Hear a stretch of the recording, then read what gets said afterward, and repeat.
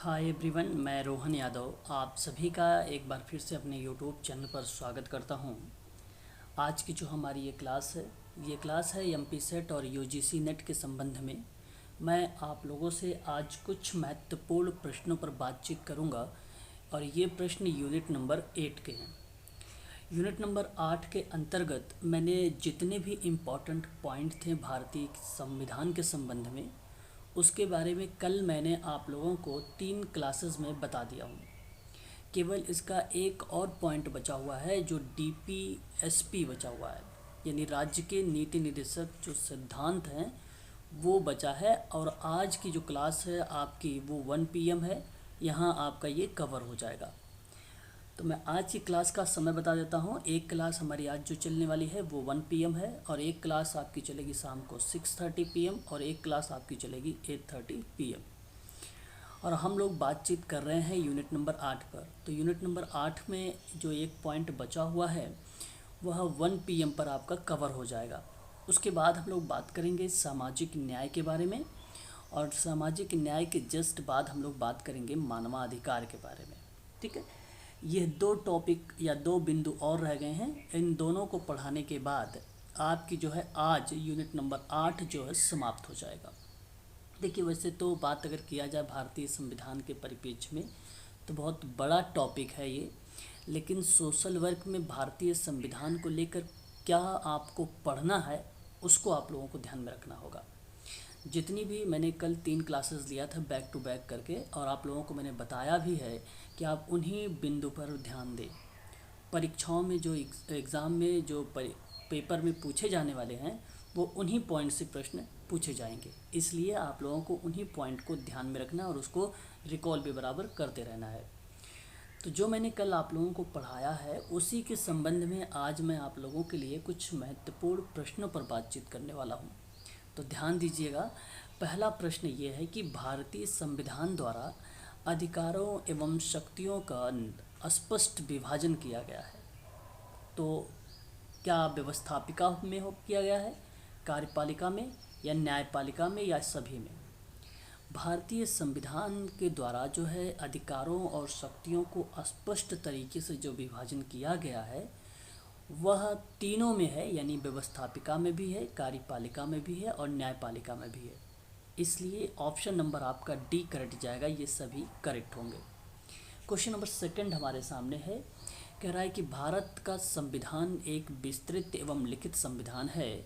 इसका निर्माण एक डैश द्वारा किया गया है। 4 ऑप्शन, समिति, संविधान सभा, और सी बहुमत के निर्णय, और डी ये सभी। क्वेश्चन नंबर 2 सही जवाब जाएगा संविधान सभा। तो भारत का संविधान एक व्यापक और लिखित संविधान है। इसका निर्माण जो है एक संविधान सभा के द्वारा ही किया गया है, जो ऑप्शन नंबर बी करेक्ट होगा। क्वेश्चन नंबर 3 आधारित लक्षणों का संविधान में क्या महत्व है? देखिए, मैंने आपको बताया है लक्षण, विशेषता, अनुसूची, भाग, और साथ ही साथ मैंने कुछ महत्वपूर्ण अनुच्छेद के बारे में बात किया है जो पेपर में पूछे जाते हैं। उन चीज़ों को आप लोगों को ध्यान में रखना होगा। मैंने आप लोगों को ट्रिक भी बताया है कि किस तरीके से अनुसूची और भाग को आप याद रख सकते हो। वहीं साथ ही साथ मैंने कल स्रोतों पर भी बात किया था कि कौन कौन से स्रोत हैं, और महत्वपूर्ण जो तथ्य हैं वो आपको तो भलीभांति तरीके से मैंने कल याद करवाए हैं। तो क्वेश्चन नंबर जो 3 है इसका सही जवाब जो जाएगा लक्षण के रूप में संविधान के मूल स्वरूप का विवरण देना, ये करेक्ट होगा। फिर कहता है इसके द्वारा किसी भी प्रावधान का विवरण या व्याख्या करने में सरलता होती है, ये भी सर करेक्ट है। इसका संशोधन नहीं किया जाता है। बात है लक्षण की, तो इसलिए बिल्कुल करेक्ट है। ऑप्शन नंबर आपका डी करेक्ट हो जाएगा। बात करेंगे नेक्स्ट सवाल, क्वेश्चन नंबर 4 संविधान के मूल ढांचे का संदर्भ किस वाद के अंतर्गत प्रथम बार प्रकट हुआ है? तो सही जवाब हो जाएगा केशवानंद भारती वाद। ऑप्शन नंबर आपका बी करेक्ट हो जाएगा। निम्नलिखित में से किन देशों के संविधान लिखित प्रारूप में नहीं दिए गए हैं? मैंने कल ये भी बताया था कि किन किन देशों का लिखित संविधान है और किन देशों का नहीं है, ये मैंने कल आप लोगों को बताया था। तो क्वेश्चन नंबर 5 का जो सी है आपका, यहाँ पर अगर हम बात करें ब्रिटेन और इजराइल का, ये लिखित प्रारूप में नहीं, बाकी सभी लोगों का लिखित है, यहाँ आप ध्यान रखेंगे। क्वेश्चन नंबर 6 भारतीय संविधान कुल कितने अनुच्छेद तथा कितने भाग में विभाजित किए गए हैं, ये मैंने कल आपको बताया भी था। तो बेसिकली मुख्यतः रूप से यही प्रश्न पूछा जाता है मूल रूप से, तो 395 अनुच्छेद और 22 भाग ही आपका यहाँ पे करेक्ट होगा। बात करेंगे क्वेश्चन नंबर 7 के बारे में। निम्नलिखित में से कौन सा शब्द भारत के संविधान की उद्देशिका में नहीं डाला गया है? क्वेश्चन नंबर 7, सही जवाब यहाँ पे जाएगा लोक कल्याण। बाकी मैंने आपको PAS पास ट्रिक बना के याद करवाया था, पंथ निरपेक्ष, अखंडता और समाजवाद, है ना। तो इस चीज़ को आप ध्यान रखिएगा। उद्देशिका में बेसिकली ये तो संशोधन का पार्ट था, एक ही बार संशोधन हुआ, 42वां संविधान संशोधन, बट यहाँ पे जो जवाब है लोक कल्याण, ये गलत है। क्वेश्चन नंबर 8, निम्नलिखित में से कौन सी भारतीय संविधान की विशेषता नहीं है? मैंने कल विशेषता पर भी आप लोगों को नोट करवाए हैं कौन कौन सी विशेषता, कौन कौन सी विशेषता नहीं है। तो यहाँ पे जो अध्याचात्मक सरकार है, ये आपका गलत है, ये बेसिकली उसकी कोई विशेषता नहीं है। ऑप्शन नंबर बी आपका करेक्ट रहेगा। Question number 9, very very most important सवाल, आप लोगों के परीक्षा में ये सवाल देखने को मिल सकता है। भारतीय संविधान की प्रस्तावना के विषय में निम्नलिखित में से कौन सा क्रम सही है? यानी ये क्रम से दर्शाया गया है क्वेश्चन नंबर 9 को। सार्वभौमिकता, सत्ता संपन्न है, समाजवादी है, धर्मनिरपेक्ष है, जनवादी है और गणतंत्र है। ऑप्शन नंबर आपका डी करेक्ट जाएगा, इसको नोट कर लीजिएगा क्वेश्चन नंबर 9 का, ठीक है, इंपॉर्टेंट सवाल है। बात करेंगे क्वेश्चन नंबर 10 के बारे में। निम्नलिखित में से कौन भारत का धर्मनिरपेक्ष राज्य जो है वर्णित करता है? क्वेश्चन नंबर 10, सही जवाब जाएगा संविधान की प्रस्तावना, ऑप्शन नंबर बी। बात करेंगे क्वेश्चन नंबर 11 के बारे में। 26 नवंबर 1949 को अंगीकृत भारतीय संविधान की प्रस्तावना में शब्द सम्मिलित नहीं किए गए हैं। क्वेश्चन नंबर 11, सही जवाब जाएगा यहाँ पर, देखिए यहाँ पे प्रश्न है ये कि अंगीकृत के दौरान में संविधान सभा की प्रस्तावना में शब्द जो है सम्मिलित नहीं है। समाजवाद है, पंथ निरपेक्ष है, अखंडता है। बेसिकली यहाँ पर इसको जो है, ये देखिए संशोधन का पार्ट है, ये संशोधन हुआ था 42वां संविधान संशोधन, वहाँ पर बात है। लेकिन जब 26 नवंबर 1949 को अंगीकृत किया गया था तो उस समय थोड़ी ना ये था, इसलिए आपको कहोगे कि ऑप्शन नंबर डी करेक्ट हो जाएगा। ऐसे सवालों को बहुत ध्यान से समझना है, तभी उसका जवाब देना है। 42वां संविधान संशोधन में ये शब्द आए हुए थे, ठीक है, तो ये अंगीकृत के दौरान पूछ लिया था, जो कि ये है ही नहीं, संशोधन के दौरान ये शब्द आए थे, ठीक है, ये ऑप्शन नंबर डी करेक्ट हो जाएगा। क्वेश्चन नंबर 12, समाजवादी और पंथ निरपेक्ष या धर्मनिरपेक्ष शब्द संविधान की प्रस्तावना में सम्मिलित किए गए थे। क्वेश्चन नंबर 12, सही जवाब जाएगा 42वां संविधान संशोधन, देखिए यहाँ पे मेंशन है। क्वेश्चन नंबर 13, भारत की संघात्मक व्यवस्था निम्नलिखित में से किस देश से संबंधित है? मैंने कल आपको बताया था संघ है, और संघ में क्या बजाया जाता है? नगाड़ा बजाया जाता है, यानी मैंने ट्रिक बताया था, तो आप कह सकते हो कनाडा में नगाड़ा। यहाँ पर ऑप्शन नंबर ए करेक्ट हो जाएगा, है ना। देखिए मैंने यहाँ पर कुल टोटल 90 प्रश्न लिए हैं। इन प्रश्नों के बारे में यहाँ पे जिक्र करूँगा, हालांकि यहाँ पे कुछ प्रश्न होंगे, बाकी और प्रश्नों पर व्याख्या के साथ मैं ऑनलाइन क्लासेस में करता हूँ चर्चा, तो इस चीज़ को भी आप लोग ध्यान रखें। बाकी यहाँ पे प्रैक्टिस आप करते रहिए। क्वेश्चन नंबर 14 है कि भारत में न्यायिक पुनरीक्षण की जो है संकल्पना निम्नलिखित या निम्नांकित देश के संविधान से ली गई है। देखिए न्यायिक पुनरीक्षण की बात है। क्वेश्चन नंबर 14, सही जवाब जो जाने वाला है वो ऑप्शन नंबर बी US से जाएगा आपका। मैंने बताया था कि सबसे पावरफुल जो है वो USA है, और पावरफुल की बात होती है तो वो मूल अधिकार हो गया, आपको न्यायिक हो गया, न्यायालय हो गया, ये इस तरीके के शब्दों को रिप्रेजेंट करता है, क्योंकि ये पावरफुल वाला कंट्री है, ऐसा इसलिए मैंने ट्रिक बनाया था आप लोगों को याद करवाने के लिए। तो देखिए न्यायिक शब्द आ गया यहाँ पर, तो इसलिए आप ऑप्शन नंबर बी को लगा दीजिए। भारतीय संघवाद को सहकारी संघवाद किसने कहा है? क्वेश्चन नंबर 15 है ये, सही जवाब जाएगा आपका जी ऑस्टिन ने किया था। क्वेश्चन नंबर 16, निम्नलिखित में से किसने जो है विधि या विनिर्धारित होता है, किसने या किससे विनिर्धारित होता है कि भारत का संविधान परिसंघीय है? क्वेश्चन नंबर 16, बेसिकली केंद्र और राज्यों के बीच की शक्तियों के वितरण से ये निर्धारित होता है कि भारत का संविधान परिसंघीय है। ऑप्शन नंबर डी आपका करेक्ट हो जाएगा। क्वेश्चन नंबर 17 है हमारे सामने, निम्नलिखित में से या निम्नलिखित में से कौन सा कथन आपके सामने सत्य दिए गए हैं? 17 का, ठीक है। तो बेसिकली भारत का जो संविधान है वो संघात्मक और एकात्मकता का मिश्रण का स्वरूप है। इस पे मैंने कल आप लोगों से व्याख्या भी किया था, तो ऑप्शन नंबर आपका यहाँ पर बी करेक्ट हो जाएगा। भारत में गणतंत्र का मतलब क्या है? मैंने गणतंत्र का तात्पर्य भी आप लोगों को बताया था, है ना। बहुत सारे शब्द थे जो प्रस्तावना से रिलेट कर रहे थे, उनमें सभी शब्दों का मैंने आप लोगों को चर्चा किया है। तो क्वेश्चन नंबर 18 का सही जवाब जो जाएगा वो निर्वाचित राष्ट्रपति वाला गण जो है गणराज्य, ऑप्शन नंबर बी आपका करेक्ट रहेगा क्वेश्चन नंबर 18 का। क्वेश्चन नंबर 19 है, संविधान के किस भाग में अनुसूचित, देखिए मैंने ट्रिक बनाया था, अनुसूचित जाति, अनुसूचित जनजाति तथा पिछड़े वर्ग के उपबंध के बारे में बात किया गया था, क्वेश्चन नंबर 19। तो आप यहाँ पर ध्यान रखिएगा, इनके उपबंध की बात हो रही है। तो मैंने आप सबसे बताया था कि भी ध्यान रखिएगा, ये आपको ध्यान रखना है, ये 16 है, ये कौन सा है, 16 है, ठीक है। निर्वाचन की जो प्रक्रिया थी चुनाव वाला, वो बेसिकली आपका कौन सा भाग था, भाग 15 था, ठीक है, भाग 15 था, याद रखेंगे, है ना। और यहाँ जो करेक्ट जवाब जाएगा ऑप्शन नंबर क्वेश्चन नंबर 19 का, वो आपका जाएगा सी ऑप्शन, ठीक है, याद रखिएगा।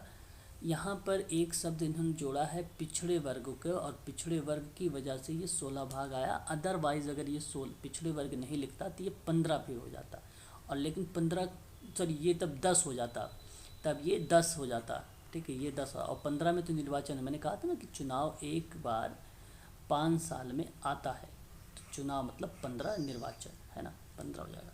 यहाँ बात है 10 ऑप्शन में है नहीं, तो 10 इसलिए नहीं है क्योंकि यहाँ पे पिछड़े वर्ग लिख दिया है, ठीक है। क्वेश्चन नंबर 20 देख लीजिए, 5वीं और 6वीं अनुसूची जो अनुसूचित क्षेत्र और जनजाति से संबंधित है। देखिए मैंने यहाँ पर 5वीं और 6वीं अनुसूची मेंशन करके बताया है कि जो अनुसूचित क्षेत्र और जनजाति से संबंधित है, संविधान के किस भाग में वर्णित किया गया है, क्वेश्चन नंबर 20 सही जवाब हो जाएगा 10वें वाले में। देखिए ये बात आ गया आपको, ठीक है।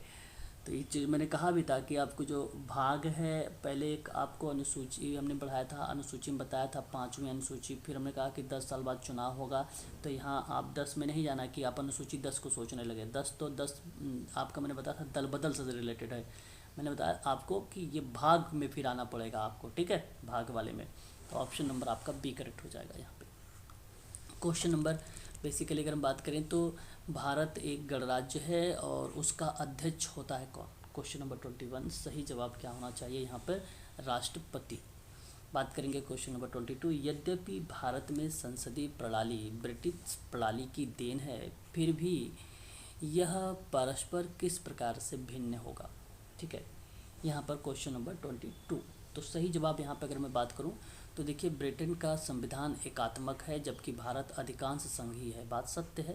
ब्रिटिश वंशानुगत राजा वाला राजतंत्र है जबकि भारत गणतंत्र है ना। भारतीय संसद जो है प्रभुत्व संपन्न नहीं है क्योंकि इसके द्वारा पारित विधान और न्यायिक पुनरीक्षण होता है या हो सकता है।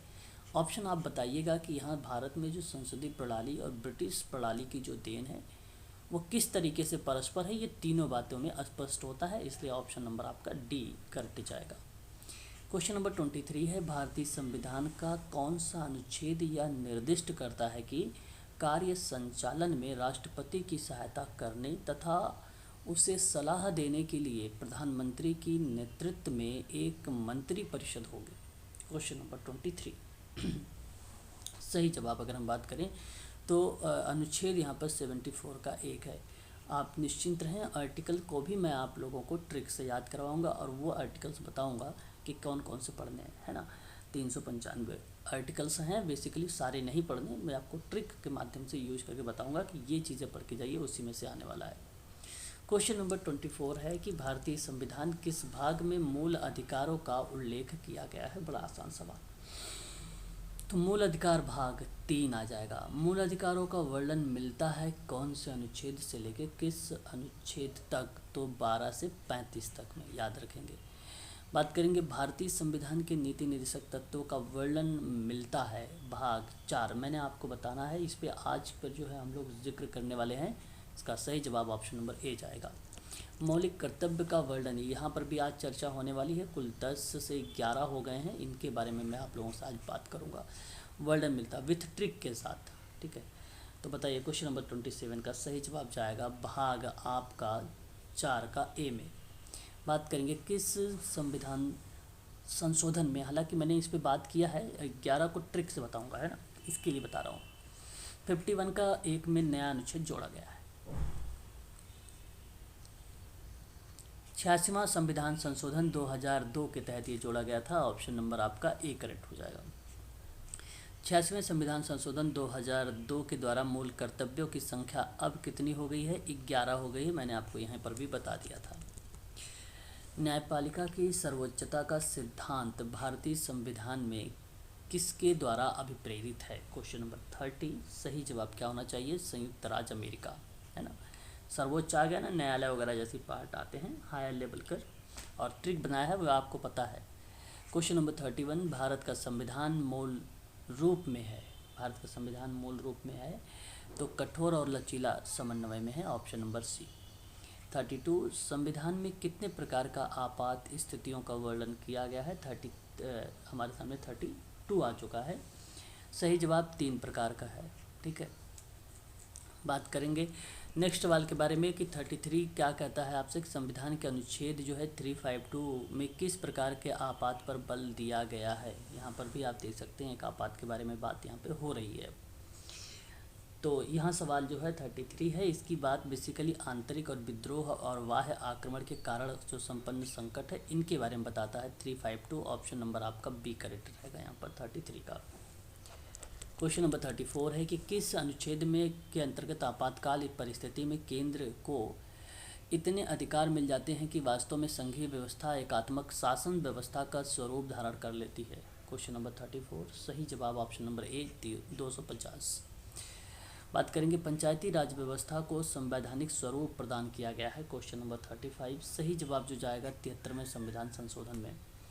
क्वेश्चन नंबर 36 कि संविधान के किस अनुच्छेद के अंतर्गत संविधान संशोधन प्रक्रिया का उदाहरण दिया जाता है? क्वेश्चन नंबर 36 हमारे सामने है। सही जवाब क्या होना चाहिए यहाँ पे? ऑप्शन नंबर सी 368 यानी 368 होगा आपका। ठीक है, संशोधन 368 के अंतर्गत आता है। राज्य के नीति निर्देशक सिद्धांत की बात करें तो पूर्ण रूप से समाजवादी व्यवस्था जो संस्थापन है तो नहीं किया गया है, प्रस्तावना में यह शब्द जोड़ा गया है। बड़ा आसान सा सवाल 37 का, लेकिन मैं आपसे कहूँगा कि जो 42वां संविधान संशोधन था 76 वाला, ये बात हुई थी समाजवादी व्यवस्था को ठीक है करने के लिए। पास शब्द याद है जिसमें से समाजवाद को लेकर प्रश्न पूछा गया।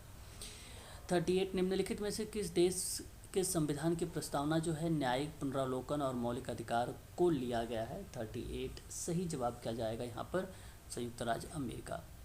क्वेश्चन नंबर 39 कि भारत में संविधान में जो है भारत के संविधान में शब्दावली विधि द्वारा जो स्थापित प्रक्रिया है उसको किस देश से लिया गया है? सही जवाब जाएगा आपका यहाँ पे जापान से। ठीक है, जापान से लिया गया है।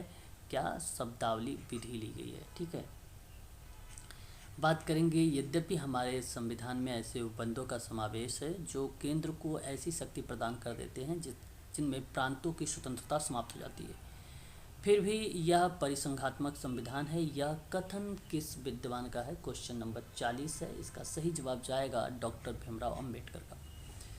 बात करेंगे क्वेश्चन नंबर 41 भारतीय संविधान एक ऐसा संघ है जिसमें केंद्रीकरण की सशक्त प्रवृत्ति है, यह किसका कथन कहा जाता है? ये भी आपको बता दूं तो आइवर जोनिंग्स को कहा जाता है। ऑप्शन नंबर ए आपका करेक्ट हो जाएगा।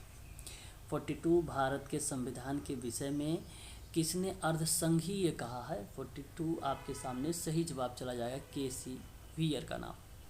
क्वेश्चन नंबर 43 निम्नलिखित में से किसके द्वारा भारतीय संविधान को परिसंघीय बताया गया है? क्वेश्चन नंबर 43 सही जवाब जाएगा आपका सही जवाब आपका जाएगा यहाँ पे राजमन्नार समिति भी और जो है सरकारी आयोग भी। सही बात कह रहा है कि भारतीय संविधान के परिसंघीय बताया है। इन दोनों समिति ने, राजमन्नार ने भी बताया है और सरकारी आयोग ने भी बताया, इसलिए ऑप्शन नंबर ए और बी यानी सी वाला करेक्ट हो जाएगा। क्वेश्चन नंबर 44 है कि भारतीय संविधान में या भारतीय संविधान के एकात्मक लक्षण कौन से हैं? 44 सही जवाब जाएगा आपका। देखिए शक्तियों का बंटवारा हो गया, ये भी एक लक्षण है। केंद्र, राज्यों की सीमा, नाम, क्षेत्र में परिवर्तन, ये भी हो राज्यों का, और एकल नागरिकता, ये बिल्कुल करेक्ट जवाब ऑप्शन नंबर डी चला जाएगा। क्वेश्चन नंबर 45 हमारे सामने है कि राज्यों में राष्ट्रपति शासन किस प्रकार के लक्षण को प्रदर्शित करता है? क्वेश्चन नंबर 45 ठीक है, यहाँ सही जवाब चला जाएगा एकात्मक। ठीक है, ऑप्शन नंबर बी। ठीक है, तो ये देख सकते हैं कुल टोटल मैंने जो प्रश्न लिए हैं यहाँ पर, कुल टोटल 90 प्रश्न लिए गए हैं, यानी 90 प्रश्न है। ठीक है, इन सभी प्रश्नों पर मैं आप लोगों से जिक्र करूँगा। अभी मैंने केवल आपसे 45 क्वेश्चन से जिक्र किया है, और कल की आज जो आप लोगों की क्लास होगी, जैसे शाम वाली क्लास में 6:30 वाले में, उसमें कुछ प्रश्नों पर मैं आप लोगों से बातचीत करूँगा। ठीक है ना, वहाँ पर मैं आप लोगों से वार्तालाप करूँगा प्रश्नों को लेकर। और आज की जो टॉपिक है सामाजिक न्याय है और मानवाधिकार है। ठीक है, आज यूनिट नंबर 8 आपका समाप्त हो जाएगा, यानी आज की जो तारीख है 19 मई है। 19 मई को आज आपकी जो है यूनिट 8 समाप्त हो जाएगी। बचेगा फिर यूनिट नंबर 9 और यूनिट नंबर 10, 2 यूनिट और बच रही हैं। तो आप समझ लीजिए कि ये भी मैं आपको 1 सप्ताह यानी 8 दिन में आपको ये समाप्त कर दूंगा। तो आप वैसे चाहो तो 19-8 आप जोड़ सकते हो, आपका हो जाएगा 27, यानी इसी महीने में 26-27 तारीख तक के मैं आपको जो है यूनिट आपका पूरा 10 कवर कर दूंगा। उसके बाद प्रश्नों की सीरीज चलेगी, केवल सोशल वर्क का प्रश्न चलाया जाएगा। और ऐसा नहीं कि मैं सारे एक यूनिट पे कम से कम मान चलिए 9 से 10 घंटे आप लोगों को दे रहा हूँ एक यूनिट पर।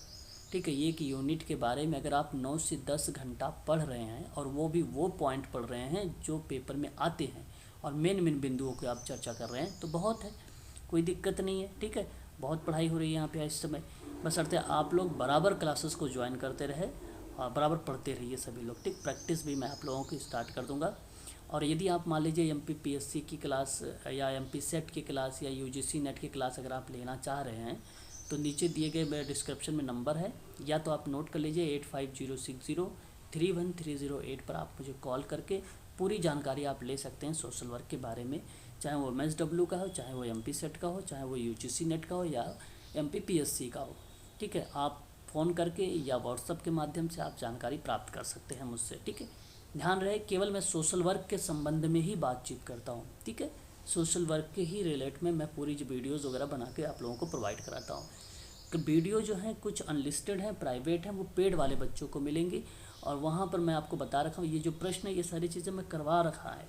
ठीक है, वहाँ पे कंटेंट आपको टेलीग्राम पर सारे मिल जाएंगे, सारे कंटेंट टेलीग्राम पे आप लोगों को दे दिए जाएंगे, आप वहाँ से देख सकते हैं।